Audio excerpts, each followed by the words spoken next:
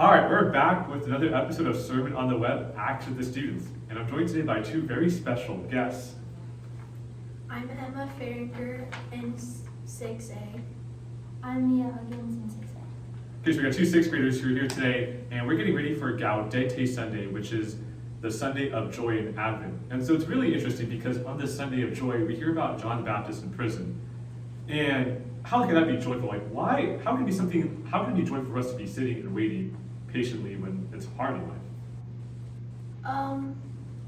I think it's joyful because, if John the Baptist is in prison for being a Christian, it's so beautiful that he chooses to be Christian and chooses to be in prison and still live out his faith instead of giving up on his faith and keeping his life and outside of prison.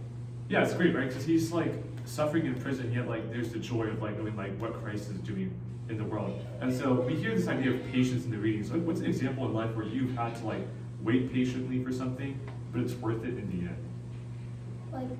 When you have to wait for your favorite thing ever in a store or something, and then there's a huge line and you never really think you're gonna get it, or you really want to. It's you're waiting for it, but it's gonna be worth it in the end. Yeah, it's that waiting that produces this joy and anticipation for when you finally receive it, which is great, especially with Christmas around the corner. When we wait and then we receive the gift, it's so powerful. And so sometimes in life it feels like there's evil happening, but what is God doing with that evil?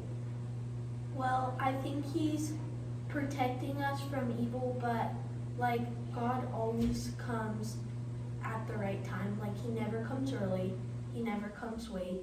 He's waiting for that special moment where he can really reach into your heart and help you out in the situation that you're in. Absolutely, he enters into that evil, which is great reflection point. And then you guys have talked about in the past of sometimes maybe you ask for a bouquet of flowers, but what does God do sometimes for us?